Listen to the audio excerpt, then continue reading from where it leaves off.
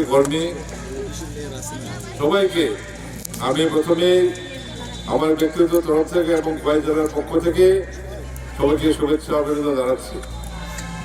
আজকে এটা খুব শুভ দিন এবং শুভ উদ্যোগ। এটা এই প্রথম খোয়াই পৌর পরিষদ মহিলাদের নিয়ে এটা ক্রীড়া প্রতিযোগিতা অনুষ্ঠান হতে যাচ্ছে এখানে। এটা সত্যি আমি পৌর পরিষদ খোয়াই মিউনিসিপ্যালিটি যে কাউন্সিল সবাইকে এবং আমাদের চেয়ারম্যান ভাইস চেয়ারম্যান সহ কাউন্সিলর যারা রয়েছেন এবং পৌর পরিষদে যারা রয়েছেন সবাইকে এই শুভ উদ্যোগের জন্য অভিনন্দন জানাচ্ছি। বিশেষ করে খেলাধুলা যে বিষয়গুলা এগুলো খুবই গুরুত্বপূর্ণ, তাৎপর্যপূর্ণ।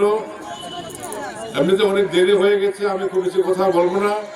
আমি একটা কথাই বলবো, আজকে যে নতুন উদ্যমে খোয়াই পৌর পরিষদ যে খেলার প্রতিযোগিতা মহিলাদের জন্য যেটা শুরু করেছে, যারা তার সাফল্য কামনা করি এবং আমি মনে করি এই উদ্যোগের মধ্য দিয়ে আমাদের যারা মহিলা যারা বন্ধুরা রয়েছেন, যারা খেলবেন আজকে বা আগামী দিনে খেলবেন, ওনারা নিশ্চয়ই এই খেলার মধ্য দিয়ে তারা নিজেকে নিজের যে যোগ্যতা প্রমাণ করবেন, শারীরিক যে ফিটনেস সেটা প্রমাণ করবেন এবং নিজের প্রতি যে আত্মবিশ্বাস, যারা এখানে আজকে প্রতিযোগিতায় অংশগ্রহণ করবেন আত্মবিশ্বাস বাড়বে।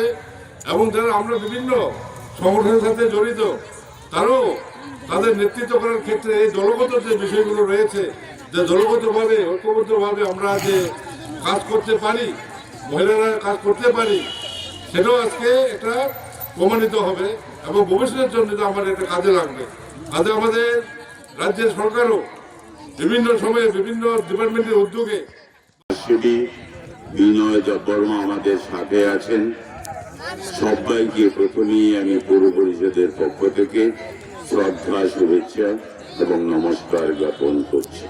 আপনারা শুনছিলেন খোয়াই পৌর পরিষদ তার পুরো নাগরিকদের সাথে পুরো পরিষেবা দেওয়ার সাথে সাথে বিনোদন এবং মহিলাদের সশক্তিকরণের যে কাজ চলছে তা সাথে যুক্ত হয়েছে। আজকে মহিলাদের নিয়ে যে বিনোদনমূলক খেলা তা যুক্ত হয়েছে।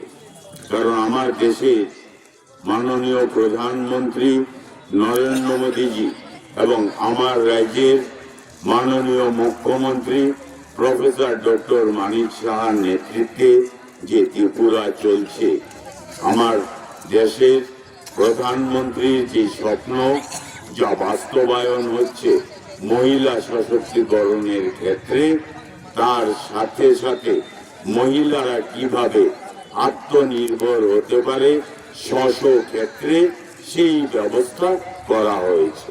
খোয়াই পৌর পরিষদ তার সাথে কাঁধে কাঁধ মিলিয়ে এই পুরো এলাকার মহিলাদের সশক্ত করার যেমন ব্যবস্থা করছে এবং খেলাধুলাকে উৎসাহিত করার জন্য, নেশা মুক্ত ত্রিপুরা তৈরি করার জন্য মহিলাদের যে অংশীদারিত্ব তা যাতে আরো উত্তর বৃদ্ধি পায়, সেই জন্য মহিলাদের নিয়ে এই খেলা, মহিলাদের মাঠমুখী করা।